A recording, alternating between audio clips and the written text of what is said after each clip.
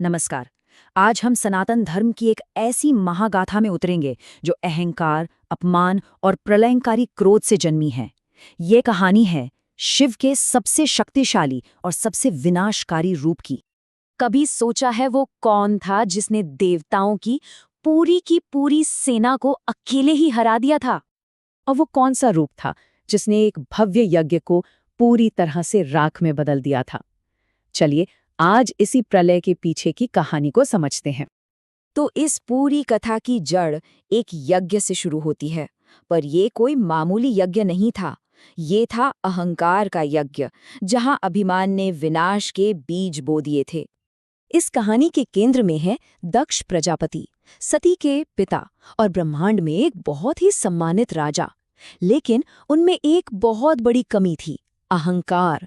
वो अपने दामाद भगवान शिव को एक योगी, तांत्रिक या भूतों का स्वामी कहकर नीचा दिखाते थे और उन्हें कभी अपने बराबर का समझते ही नहीं थे। और इसी अहंकार में दक्ष ने एक बहुत बड़े यज्ञ का आयोजन किया। उन्होंने सभी देवताओं को बुलाया, लेकिन जानबूझकर शिव और अपनी ही बेटी सती को नहीं बुलाया। ये सिर्फ एक भूला हुआ न्योता नहीं था, ये भरी सभा में शिव का सबसे बड़ा अपमान था। और इसी अपमान ने उस ज्वाला को जलाया जिसने पूरे ब्रह्मांड को हिलाकर रख दिया। ये थी सती के आत्मदाह की ज्वाला, एक ऐसा कदम जिसने ब्रह्मांडीय क्रोध को जन्म दिया। शिव के मना करने के बावजूद सती अपने पिता के यज्ञ में पहुंची और वहां उन्होंने अपने पिता दक्ष को अपने पति शिव के लिए बहुत ही अपमानजनक शब्द कहते हुए सुना। अपने पति का ये अपमान वो सह नहीं सकी और उसी यज्ञ की अग्नि में उन्होंने अपनी योग शक्ति से खुद को भस्म कर लिया। उन्होंने आत्मदाह कर लिया। जब ये खबर कैलाश पर्वत पर ध्यान में लीन शिव तक पहुंची, तो जो हुआ उसकी कल्पना भी नहीं की जा सकती। पहाड़ कांप उठे, हवाएं रुक गईं, और फिर जो सन्नाटा टूटा वो किसी प्रलय से कम नहीं था। अब शिव का दुख उनके महाक्रोध में बदल चुका था, और उस दुख से एक ऐसी भयानक शक्ति का जन्म हुआ जिसे कोई नहीं रोक सकता था। क्रोध से भरे शिव ने अपने सिर से अपनी एक जटा उखाड़ी और उसे पूरी शक्ति से पर्वत पर पटक दिया। उस जटा के टकराने से जो भस्म और दिव्य प्रकाश निकला, उससे जन्म हुआ वीरभद्र का। ये शिव का प्रलयंकारी अवतार था जो सिर्फ और सिर्फ विनाश के लिए जन्मा था। और वीरभद्र का स्वरूप बिल्कुल प्रलय जैसा ही था। उनकी 3 भेदने वाली आंखें थीं, शरीर केसरिया ज्वाला की तरह दमक रहा था और हाथों में थे खड्ग और त्रिशूल। उनके साथ शिव के क्रोध से जन्मी भूतगणों की एक विशाल सेना भी थी।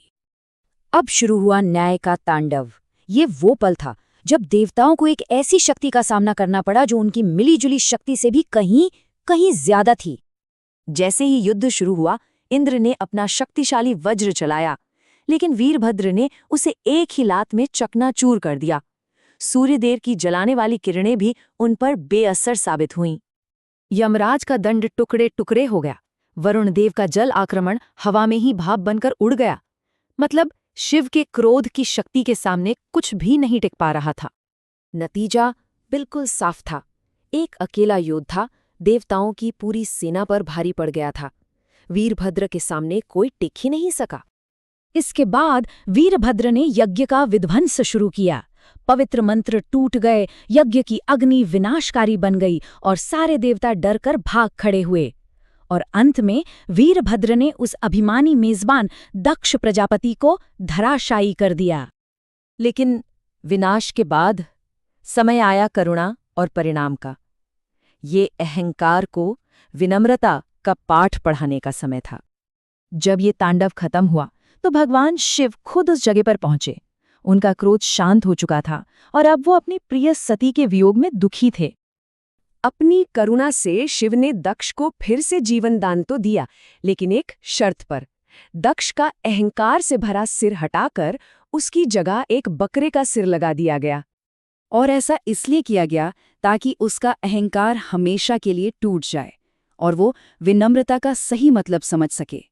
ये उसके अभिमान का एक स्थायी प्रतीक था। ये कथा एक बहुत गहरा सवाल छोड़ जाती है कि अभिमान की असली कीमत क्या है।